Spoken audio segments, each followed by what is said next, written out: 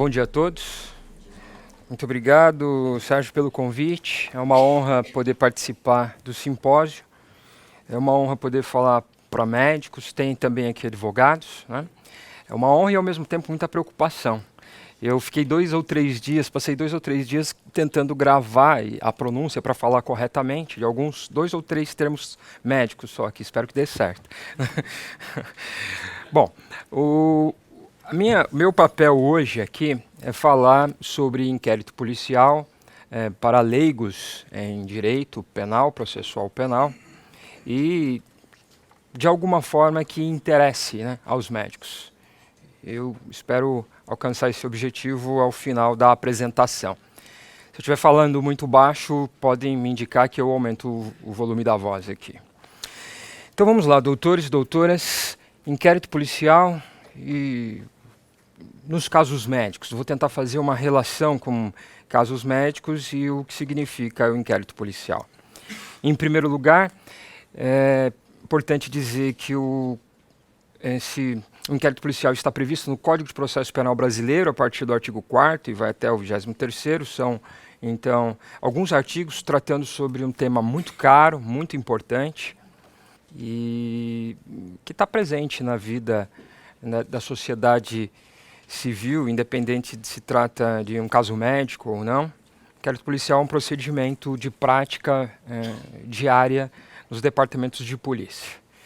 Pois bem, eu gostaria de apresentar agora um conceito de inquérito policial. Inquérito policial é um procedimento de investigação conduzido por autoridade policial. Então, inquérito policial é um procedimento administrativo e investigativo. A autoridade policial, o delegado, a delegada de polícia, não assume posição. Não é acusador nem defensor. É um investigador. É uma figura neutra que trabalha a partir da informação da prática de um crime e desempenha suas funções no sentido de esclarecimento da materialidade delitiva, né, do crime em si e da sua autoria. Então, o delegado de polícia não assume posição. É uma figura neutra nesse sentido. Quero falar também sobre as formas de instauração de inquérito policial. Como é que começa um inquérito policial? O Código de Processo Penal traz a relação de possibilidades, sendo que é mais ou menos da seguinte forma.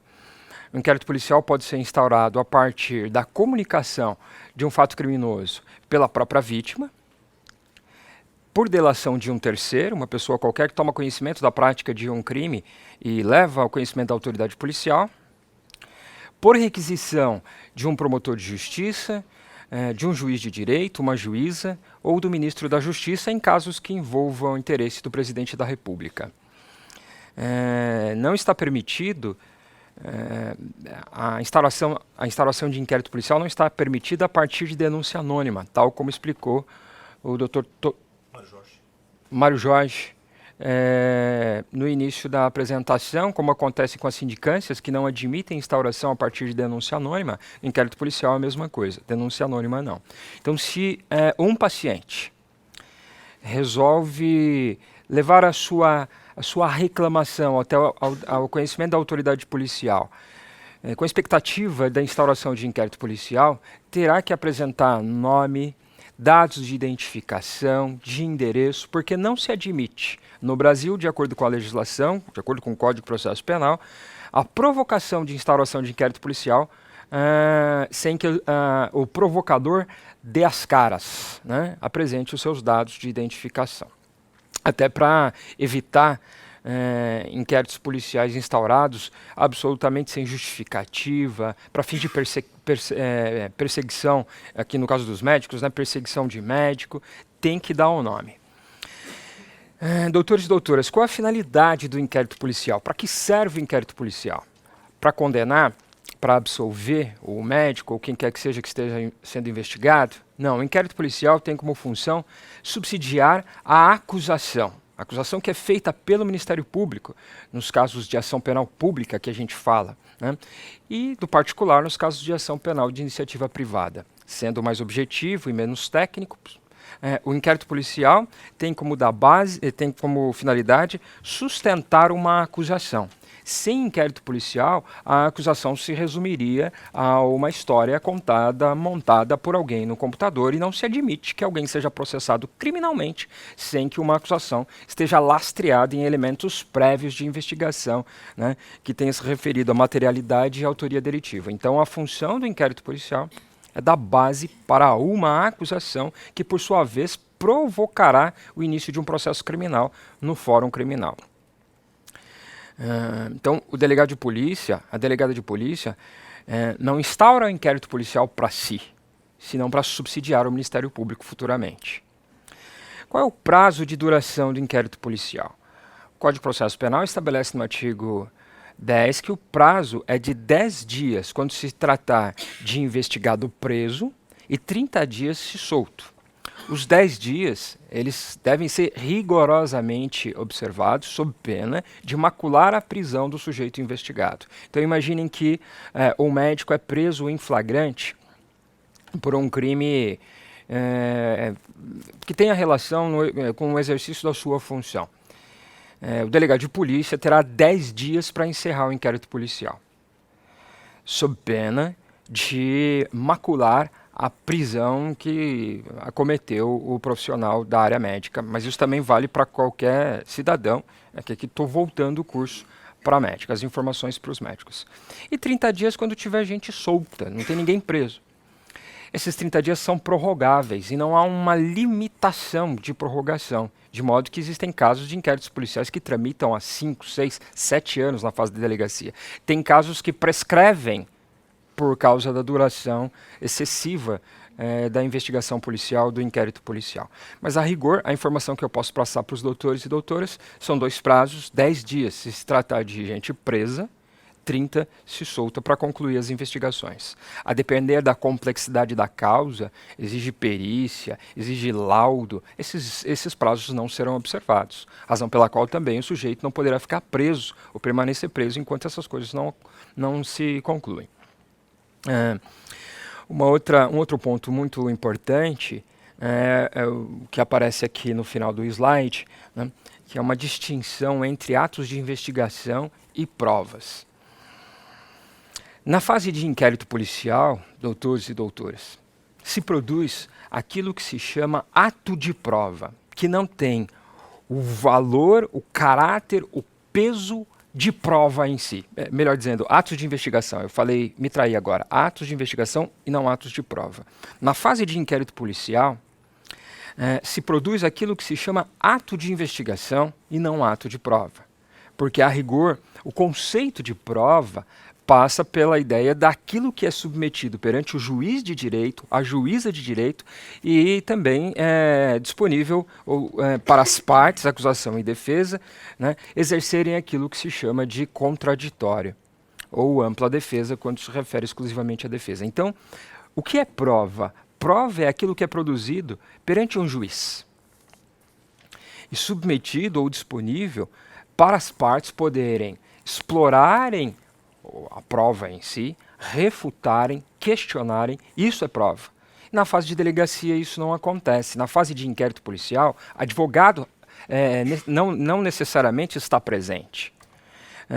O promotor de justiça, a promotora de justiça, que é o acusador na área criminal, que integra o Ministério Público, não está presente. Né? O doutor, de novo, o primeiro nome do doutor médico, o doutor Mário, né, Sérgio? O doutor Mário, ele chamou a atenção de que há casos nas sindicâncias, que é o procedimento prévio de apuração de uma falta médica, em que é comum que o médico não se valha, não se represente por advogado. Isso acontece também, doutora, na fase de inquérito policial. Tem gente que ignora a importância do inquérito policial e vai sozinho para a delegacia. Isso é muito sério. Nós conhecemos casos de gente que é a vítima de um crime, vai para a delegacia solicitar o registro do fato e fica presa. Testemunha fica presa. Então, não puxando aqui a sardinha para o meu lado, porque eu não falo hoje como advogado necessariamente, senão como um professor ou aprendiz de professor, mas assim, não se recomenda ir para uma delegacia de polícia sem se fazer acompanhar de advogado. E aqui eu não coloco em xeque a idoneidade do delegado, da delegada de polícia. Não é isso. É que é um ambiente em que o contraditório e a ampla defesa não estão presentes. O contraditório e a ampla defesa são ferramentas de processo que, a rigor, são exercitados no processo e não na fase de investigação policial.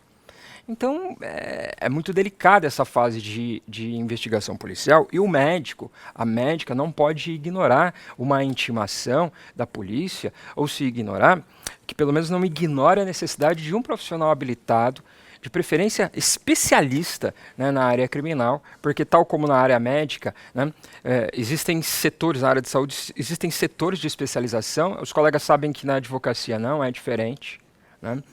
É preciso, se precisar diante de uma questão criminal, o ideal é que o profissional médico se faça valer de um criminalista, de uma criminalista, porque a área tem suas peculiaridades.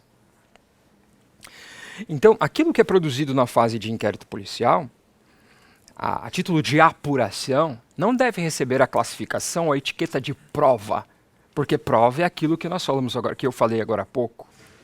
Apesar disso, aquilo que apesar de não ser alçado à condição de prova, o que se produz na fase de inquérito policial vai influenciar a decisão judicial no processo penal. De modo que o cuidado do profissional médico em se fazer valer de um profissional habilitado, qualificado, especializado para representá-lo na fase de delegacia é muito importante, porque uma coisa influencia a outra. Próximo ponto, que eu trouxe aqui para a nossa exposição. Imaginem a situação, doutores e doutoras, o médico foi intimado pela polícia para prestar esclarecimentos a rigor. Né? Não sei se os colegas já tiveram algum contato com uma intimação policial. Ela se apresenta de uma maneira muito genérica. Só exige o comparecimento e aponta artigo do Código Penal que indica a responsabilização para quem não atende à intimação. Então, a intimação policial não é um convite. Ela exige o comparecimento sob pena de responder por crime de desobediência nos termos do artigo 330 do Código Penal. Tem gente que ignora, recebe intimação e não vai, dá de ombros. Né? Não é o que se recomenda. Então, mas o fato é que a intimação policial, ela normalmente vem pelo correio, ou um policial civil bate no consultório médico, ou na casa do médico com uma intimação. Assim, normalmente não vem com a viatura da polícia, com um carro descaracterizado, até para não constranger e também para autoproteção do policial. A polícia não pode entrar em qualquer lugar da cidade, infelizmente, né? Sabemos disso por questão de segurança. Mas o documento vem lá de maneira muito genérica, apontando o nome do intimado, os dados do departamento de polícia com endereço e a data para comparecimento, data e horário. E o médico ou qualquer pessoa intimada fica, às vezes, sem saber do que se trata. Né? E um erro possível é comparecer à intimação sem contato prévio com o profissional, sem saber do que se trata a intimação.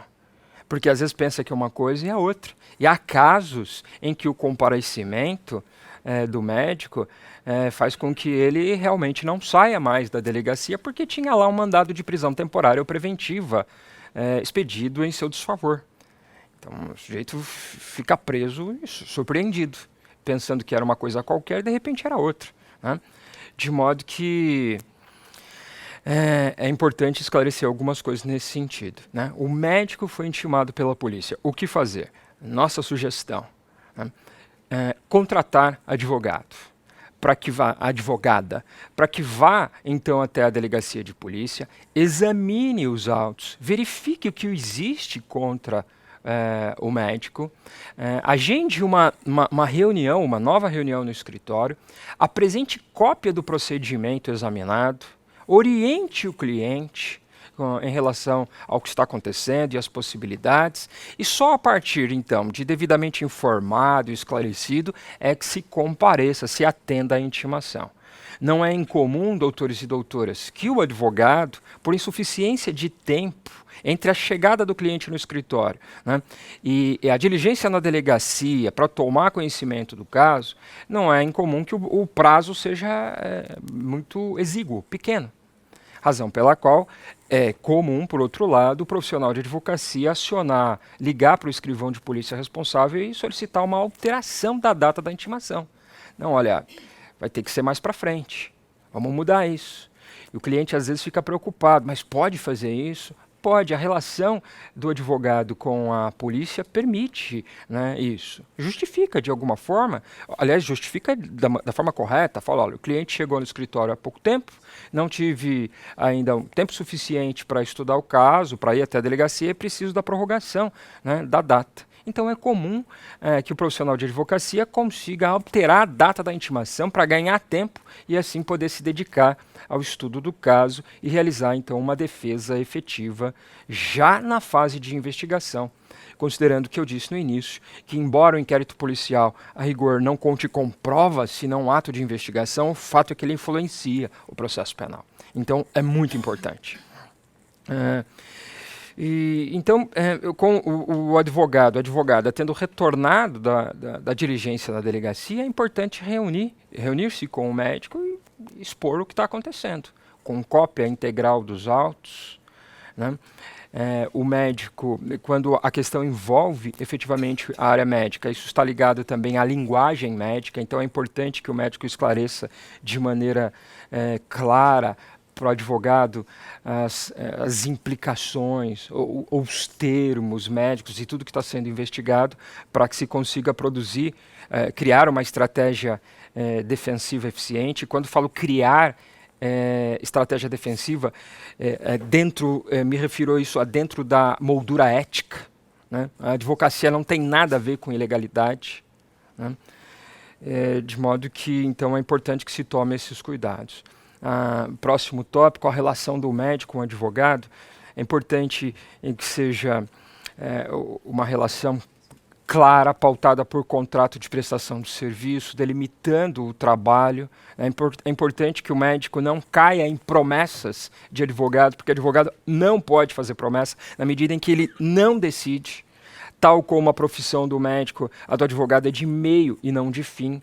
Então é importante que o médico exija clareza e não promessa de advogado, possibilidades de desfecho de um caso, mas possibilidades técnicas factíveis, plausíveis, verossímeis e não fantasia ou um resultado fruto apenas de uma expectativa positiva. A coisa tem que ser clara e bem colocada. E quanto mais o médico conseguir esclarecer termos técnicos para o advogado, maior a chance de uma boa estratégia ainda na fase de delegacia. A relação do advogado e do médico com os agentes policiais é o próximo item. Normalmente, advogado é bem respeitado dentro do departamento de polícia, principalmente se o advogado tem postura, sabe chegar, sabe se comunicar, sabe conversar com a autoridade. E com o médico não é diferente. A autoridade policial normalmente respeita muito o intimado, o investigado, o médico. Então, o problema, na minha visão, o risco está em ir sozinho. Mas estando acompanhado de advogado, e até pela posição que o médico ocupa na sociedade, não deveria ser assim, né? As pessoas deveriam ser tratadas corretamente, indistintamente, né? Independente da sua profissão, mas o fato é que os médicos e alguns outros profissionais, algumas outras figuras da sociedade são mais respeitadas, e o médico está nessa posição. Então, a relação ela é normalmente muito tranquila e de muito respeito, né? Sem imposições, sem intimidações, sem ameaças, sem forçação de barra, sem pressão, mas nas condições que estou falando, com o advogado presente, com a advogada presente. Porque, infelizmente, tem profissional, tem delegado de polícia que confunde o seu papel. Acha que é acusador ou justiceiro, quando na verdade a função do delegado de polícia é de apurar, de investigar, não tem lado. Tá bem? Mas alguns não entendem assim e conduzem interrogatórios policiais de maneira não democrática. A exposição midiática do caso. Aqui é a nossa posição, é a minha posição pessoal, recebam com ressalvas. Se não concordarem, que entre por aqui e saia pelo outro ouvido. Né? A nossa posição é se desvencilhar o máximo possível da imprensa.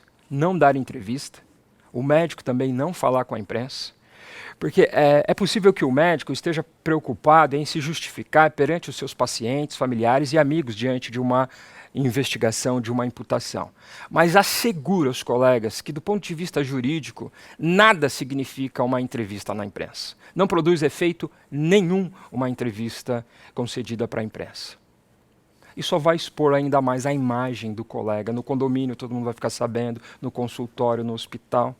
Então, a sugestão, a nossa recomendação é que evite o máximo possível.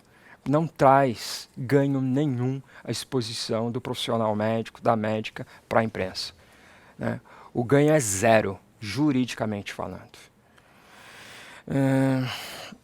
E a nossa postura é também não dar entrevista, não falar em nome do cliente, não revelar nome de cliente, não revelar dados do cliente. Né? E isso vale para qualquer tipo, não só para os médicos. Arquivamento do inquérito policial. É importante que os doutores e as doutoras saibam que o inquérito policial, o procedimento administrativo e investigativo, conduzido por delegado de polícia, né, não faz o inquérito para ele mesmo. Disse no início que a finalidade do inquérito policial é servir de base para a acusação, que é feita pelo Ministério Público, através de seus agentes, promotores e promotoras de justiça. Então, delegado de polícia não faz inquérito para ele e também não arquiva inquérito. Por que isso interessa para a gente? Por que esse ponto interessa para a gente, para os médicos e médicas? Vejam, o arquivamento de um inquérito policial vai evitar início de processo penal. E o nascimento de processo penal cria registro no site do tribunal. E existem serviços, não sei se eu poderia chamar desse jeito, da internet, que sugam esse registro, ou usam o registro e disponibilizam abertamente no Google e por aí vai. E aí, às vezes, um paciente vai consultar o nome de um médico com interesse só de verificar a especialidade dele. E aparece o nome do médico, da médica, vinculado a um processo criminal. Se um caso criminal que envolve o profissional médico se ele se encerra na etapa de inquérito, o registro dele não é aberto no site do Tribunal de Justiça e o Google também não consegue usar esse registro. Porque uma vez que o nome da gente está lá, doutores e doutoras, né, as pessoas não querem saber. Há uma inclinação natural, me parece, podem me corrigir se eu estiver errado, tem gente aqui com mais experiência de vida do que eu, e é lógico que não me refiro às mulheres que são jovens, mas tem uns caras aqui mais velhos, né? Mas me parece que há uma inclinação natural do ser humano para acreditar na culpa alheia. Inocente, a gente só acha que a gente é inocente. Culpado o outro é sempre culpado. Se está vinculado a um procedimento, é porque alguma coisa tem. E isso já macula a imagem, então, do profissional médico ou médica, prima facie. E a pessoa é possível, então, que já faça o seu juízo ou o seu pré-juízo sem maiores informações. Então, é muito importante que se dê, é muito caro que se dê a devida importância para o inquérito policial. Porque ele sendo arquivado, muita coisa para frente se evita de prejuízo para o médico. Aquele que, de repente, tem culpa, efetivamente, ele vai ter que arcar com as consequências. Mas muitos inquéritos são instaurados e se verifica, de fato, que o médico é inocente. Mas aí, se a informação já está na internet, né, o pré-julgamento vai estar aí disponível para ser feito. Próximo ponto. Respeitando o meu horário. Problemas criminais. Fazendo pesquisa para elaboração da aula de hoje, nós relacionamos problemas criminais que estão relacionados à atividade médica, ou problemas que vão gerar repercussão na área criminal e que estão ligados à rotina do médico. Então, vamos começar. Eu aponto fatores de risco e também depois medidas de prevenção, para ao final indicar crimes que normalmente são imputados aos médicos e crimes dos quais normalmente médicos são vítimas. Então, fatores de risco. O que pode gerar um problema criminal para o profissional da saúde, para o médico, para a médica. E esses assuntos eu tenho certeza que vocês conhecem melhor do que eu. Inclusive, se quiserem acrescentar algum tópico, com liberdade para isso. A falta de condições de trabalho. Então, no escritório, eventualmente a gente atende colegas de vocês, médicos e médicas, que se veem implicados numa questão criminal, mas não por culpa pessoal, senão por estrutura ou pela precária estrutura, né, do hospital onde trabalha, do local de trabalho, que não permite o desempenho da função do médico de maneira minimamente eficiente, e aí consequências podem acontecer por conta disso. Então, fatores de risco, né? Fatores que concorrem para o problema médico. A falta de condições de trabalho, e aí me refiro à estrutura, a falta de equipamento, de medicamento e tudo mais. O abuso de poder do profissional, ignorando, de repente, tratamentos, retardando tratamentos, além de outras coisas que poderiam ser pensadas dentro desse tópico. A falsa garantia de resultado, né? Isso também é um fator de risco, garantir resultado. Eu sei que a área que trabalha com a medicina plástica, né, com a estética, tem as suas peculiaridades quanto ao resultado, mas o fato é que é uma questão muito delicada a promessa do resultado e pode gerar implicação criminal. A falta de consentimento, que também está ligada eventualmente à falta de informação. Então, quando o médico não esclarece o paciente de maneira adequada todas as possibilidades de uma intervenção, né, e quando não registra isso no prontuário ou num termo de consentimento, isso pode dar margem para que um paciente insatisfeito declare que não autorizou, não consentiu determinada intervenção, e isso é um fator de risco que pode gerar, então, problemas médicos. O preenchimento inadequado de documentos médicos é outra questão que gera risco de problemas para o profissional da área de saúde. O abandono do paciente, a quebra do dever objetivo de cuidado, manifestada por um comportamento imprudente, negligente ou imperito, também é um fator de risco gerador de problemas que podem repercutir na área criminal. Das medidas em si, de prevenção, o tópico agora é fatores de riscos e medida de prevenção. Das medidas em si, eu tenho certeza que os profissionais aqui de saúde sabem muito desse assunto, né, da importância das medidas de prevenção, que envolve que envolve esses fatores e possivelmente algumas coisas mais que eu poderia ter colocado aí.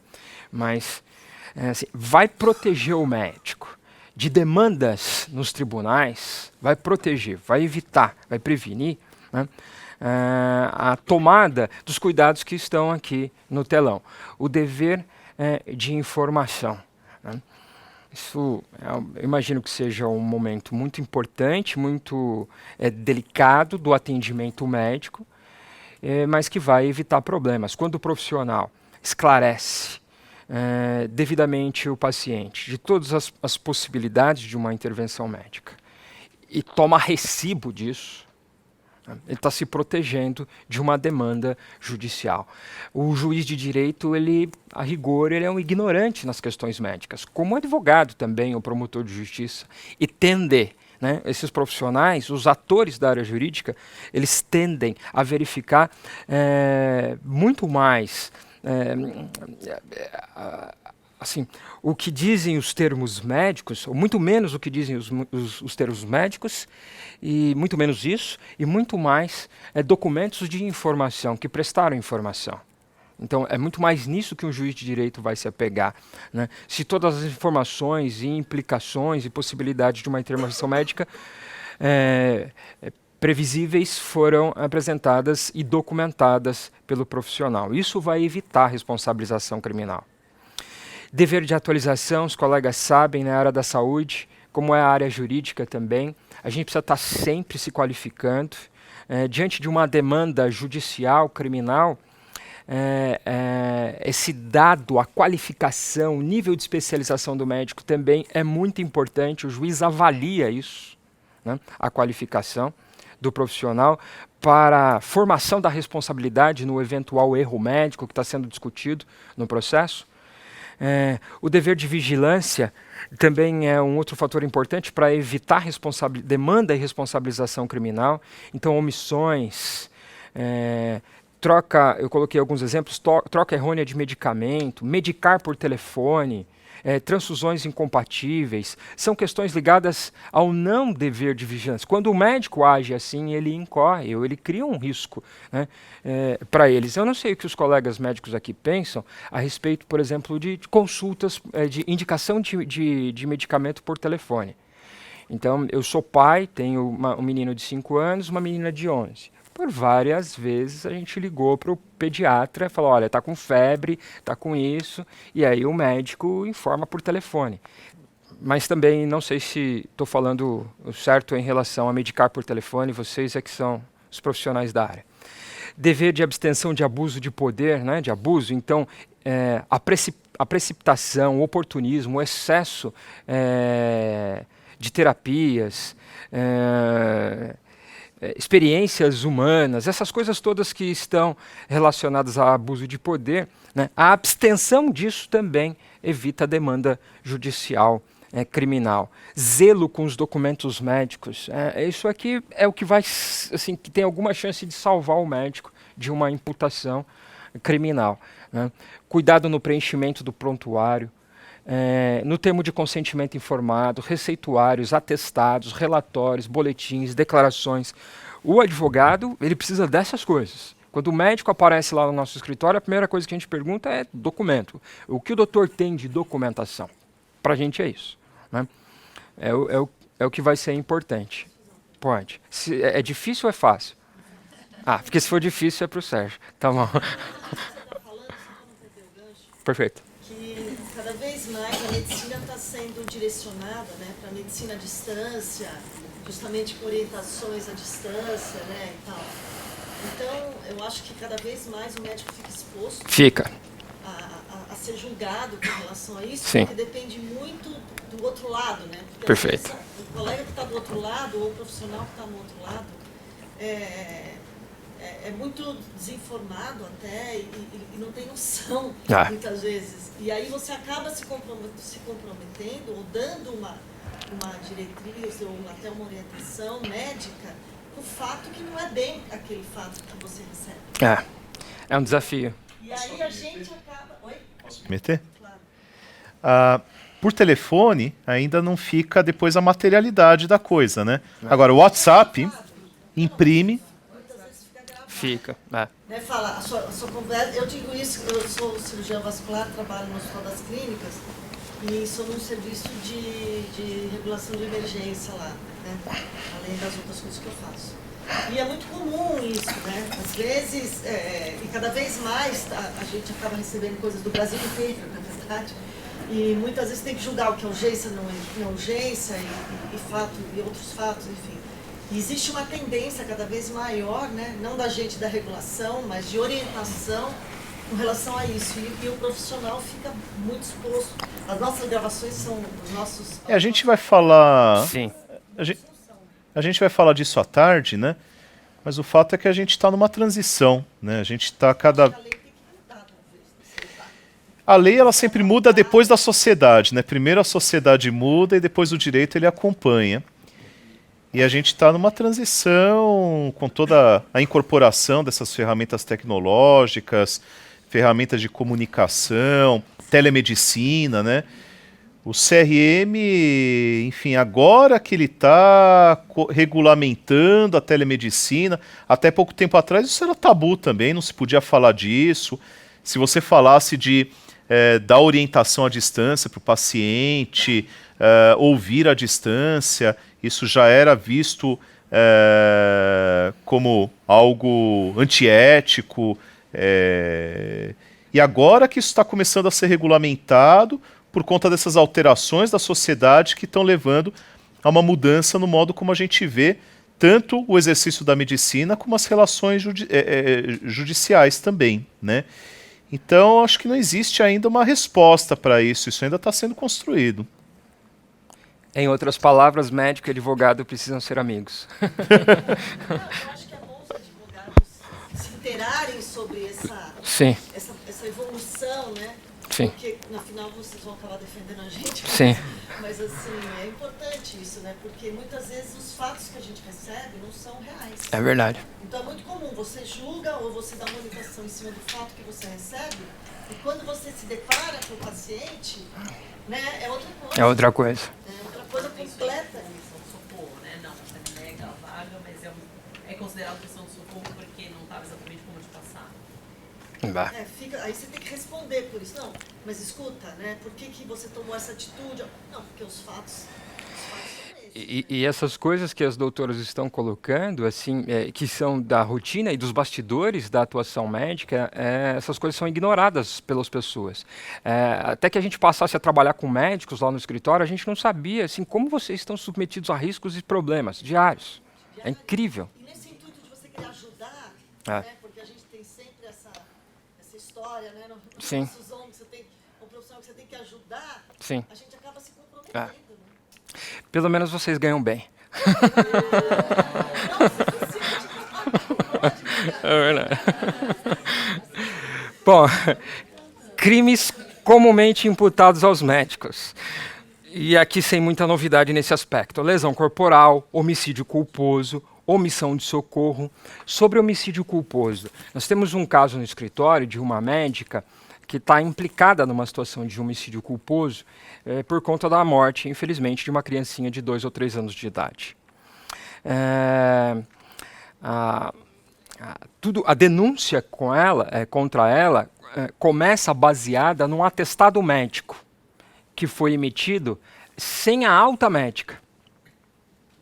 Então, essa situação que eu vou contar agora, ela se refere a um atendimento num hospital público da periferia, e com isso eu imagino que já vou dando alguma ideia para vocês, né, de como podem ser as coisas no hospital público da periferia, com estrutura, né, que a gente imagina, a gente sabe que vocês sabem como é. E a gente descobriu lá no escritório que é comum que pais e mães pressionem o profissional médico, a médica, para emitir o atestado médico, porque ela precisa apresentar no trabalho para abonar o dia de falta, e antes mesmo da alta médica. Só que entre o atendimento inicial e a alta médica, muitas vezes o paciente tem que ser submetido a exame, e isso demora. Demora no atendimento particular, demora ainda mais no atendimento público. E às vezes a pessoa não tem paciência, ou não pode, ou não quer esperar, enfim. E aí tem o caso de uma mãe que não esperou o resultado de exame, foi embora. No dia seguinte, a mãe foi trabalhar, deixou o filho com o pai, passou o dia todo com a criança e, embora tenha dito para a mãe que a criança não estava bem em algum momento do dia, a criança só foi levada para o atendimento hospitalar, para o retorno ao hospital, por volta das 7, 8 horas da noite, dia seguinte. O pai não levou. O pai está vendo que está passando mal e não levou. Esperou a mãe chegar do trabalho. E aí, infelizmente, assim, o resultado, por várias coisas que aconteceram, que agora eu não sei nem explicar tecnicamente, a criança acabou falecendo. Por que a médica que fez o primeiro atendimento está sendo implicada nisso? Por causa do atestado. A mãe fala na denúncia dela em que a médica deu o atestado dizendo que podia ir embora, retornar no dia seguinte para pegar o exame. Até parece que o médico vai falar isso. Não, pode ir embora, você vem pegar o exame amanhã. Mas o exame é tudo no atendimento desse. Como é que a médica vai liberar a criança? Então, a gente confia na nossa cliente que ela não liberou e que só emitiu o atestado porque pressionada. Contou pra gente que se não dá, tem gente que ameaça a bater no médico se não entrega o documento. Desculpa interromper. Lembre-se daquele adendo também de que ela não fez constar no prontuário a evasão, que complicou ainda mais a situação. Também foi outro problema. Perfeito. Você é meu estagiário. O próximo tem um outro caso de uma enfermeira que confundiu, bom, vocês teriam também centenas de casos para contar, mas confundiu a manipulação de ampolas para aplicar, que seria utilizada para aplicar a anestesia RAC numa grávida, e a cirurgia foi feita sem que a anestesia correta fosse aplicada. Eu não sei explicar isso de maneira técnica, tá? Estou colocando de maneira aí, simples e vulgar. A paciente morreu e a criança também. E o médico e a enfermeira estão respondendo criminalmente por isso. Tem o caso de um médico, colega de vocês, que está na iminência de ser investigado, de ser questionado, por conta de uma parente que reputa ele um erro. Né? O médico realizou uma cirurgia, a paciente infelizmente morreu, foi feita toda uma sindicância interna que apurou que ele não teve responsabilidade nenhuma, mas a parente da paciente, a mãe da paciente, esteve no consultório por mais de uma vez, dizendo coisas como, por exemplo, o senhor não poderia ter submetido a minha mãe à cirurgia porque ela estava magra demais. E mais, o senhor não avisou os familiares da cirurgia. Será que isso procede? O médico é obrigado a avisar o familiar? Estar magra demais, qual é a base científica que a filha tem para fazer esta alegação? Então, e ameaça. E vai no consultório, e fala alto, e fica ligando para a secretária. Então essas coisas acontecem no dia a dia de vocês e estão ligadas ao homicídio culposo. Então, omissão de socorro, atestado médico falso. Eu não sei se acontece isso com vocês. Parente pedir atestado de vez em quando. Amigo, é um crime.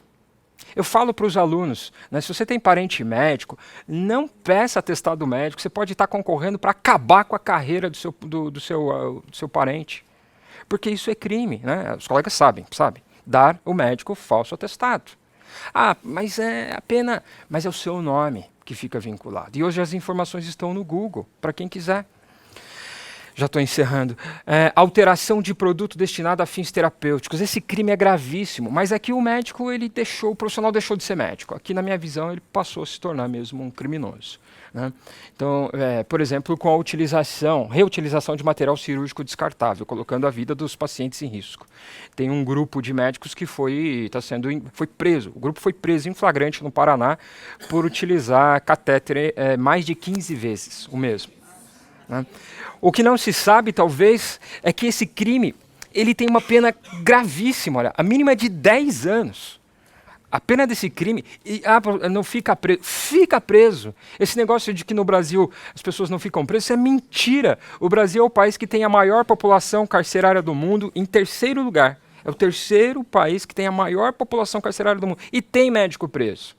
Tem médica presa, como tem engenheiro, advogado, professor, tem de tudo. Mas tem. Lá em Tremembé, tem um presídio lá que tem um monte de médico preso. Então, isso aqui assim, se o sujeito pensasse um pouco, né, a respeito... Cadê? Sumiu? Aqui. Não se envolveria com isso aqui.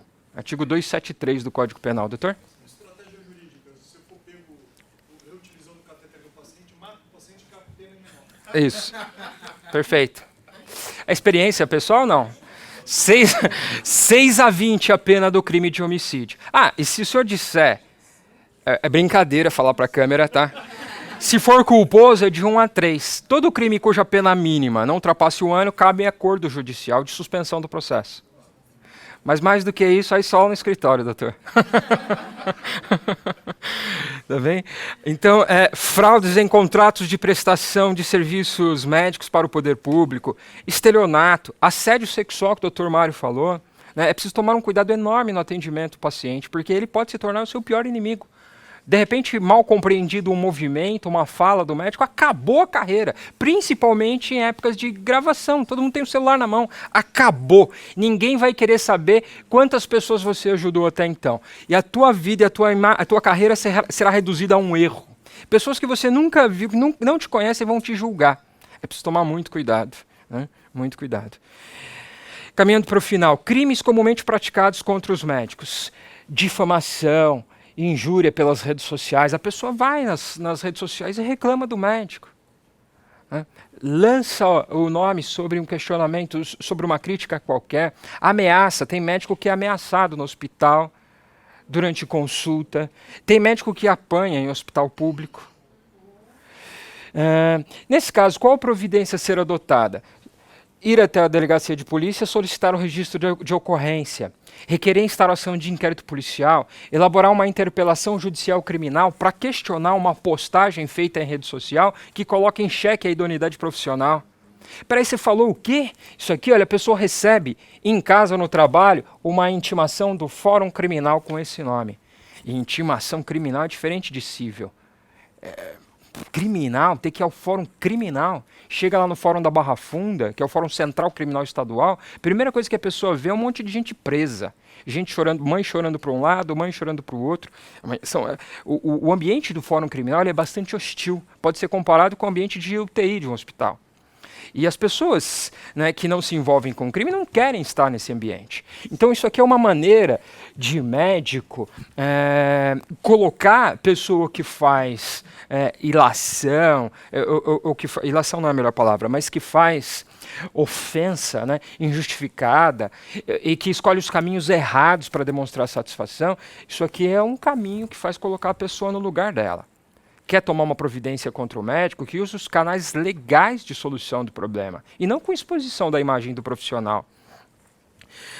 Então, guardem esse nome, olha, interpelação judicial criminal. Serve para um monte de coisa, inclusive briga de condomínio. Teu vizinho falou coisa de você? Interpelação judicial criminal. Assim, vamos colocar civilidade na solução dos problemas, né? Como demonstrar a ocorrência do crime? A doutora falou agora há pouco. Como é o nome da doutora, a senhora? Doutora Rina, né? Gravação, às vezes é tudo gravado, mas às vezes a gravação ajuda a gente. Então, gente, diante de um questionamento, o paciente ou um parente de um paciente vai até o seu consultório, né, para questioná-lo a respeito de um procedimento que deu errado, mas que você tem segurança da tua atuação. Procure gravar, gravação ambiental, gravação telefônica, mas pode fazer gravação? Pode. Só a única gravação que precisa ser autorizada é a que é realizada por um estranho na comunicação, no diálogo. A intervenção de um terceiro. A interceptação que exige autorização judicial é aquela que é feita por nenhum dos interlocutores. Sendo mais objetivo, eu e a senhora estamos conversando por telefone. Eu posso gravar a conversa e a senhora também. Não precisa de autorização judicial e nem comunicar, porque se comunicar a pessoa... Né? Por questão lógica. Ó, vou te gravar. Não precisa gravar. Não precisa comunicar. Não. Escuta ambiental, uma gravação ambiental. Eu ligo meu celular a um gravador aqui durante esse evento. Absolutamente permitido. O que precisa de autorização judicial? A intervenção feita por um terceiro no diálogo alheio. Então eu e a senhora estamos conversando, o doutor Sérgio quer nos gravar. Ele precisa de autorização judicial.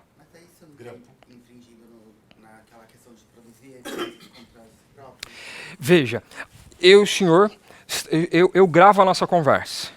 Se a nossa conversa não me ajuda, eu simplesmente não... Se a nossa conversa me incrimina, eu não uso a conversa. Então, se você gravou e lhe ajuda, mas me prejudica ou mostra a minha culpa, é lícita, é idônea a sua atitude. Você pode usar. O princípio que o doutor falou é mais ou menos assim, olha, ninguém é obrigado a produzir prova contra si. Contra si. Mas eu que estou querendo gravar, a minha expectativa é de que a prova me seja favorável. Meus amigos, então, os crimes que são a nossa orientação, gravação, testemunha, secretária, assistente, enfermeira, traga essa pessoa para o seu lado, né, ao seu lado, para que você consiga produzir prova a seu favor. Documentos, ata notarial, etc. Uma novidade, meus amigos. Investigação defensiva. Em 2018, o Conselho Federal da Ordem dos Advogados do Brasil criou o provimento 188/18, cujo o conteúdo ou finalidade está aqui expressado, né? A investigação defensiva é o complexo de atividades de natureza investigatória desenvolvido pelo advogado com ou sem assistência de consultor técnico e outros profissionais legalmente habilitados em qualquer fase da persecução penal, procedimento ou grau de jurisdição visando a obtenção de elementos de provas destinados à constituição de acervo probatório lícito para a tutela de direitos de seu constituinte. Do que falo agora? Agora eu falo de uma investigação privada. A investigação que acontece no inquérito policial ela é pública. Estou dizendo que a OAB regulamentou em 2018 a possibilidade do advogado fazer a sua própria investigação, encartada, documentada. E isto é uma novidade para os advogados, mas talvez não para a classe médica, que já contava com aquilo que se chama de medidas defensivas na área médica. Eu não sou habilitado para falar sobre isso. Aliás, é um assunto que, que vai ser tratado agora à tarde, né? Mas que assim, tem muito mais uma aproximação, mas não se confunde, até porque as medidas defensivas, elas têm uma polêmica, tem coisas que podem ser feitas, tem coisas que não são muito bem vistas do ponto de vista da bioética, dentro de medidas de prevenção da rotina do médico, né? Porque estaria muito mais ligado à ideia de excluir doença do que formar diagnóstico. Bom, esse é um assunto que não é da minha área, mas que eu só apresento para fazer uma comparação com aquilo que a gente chama de investigação defensiva. A gente tem orientado os profissionais que chegam lá no escritório com algum problema a fazer isso aqui, meus amigos.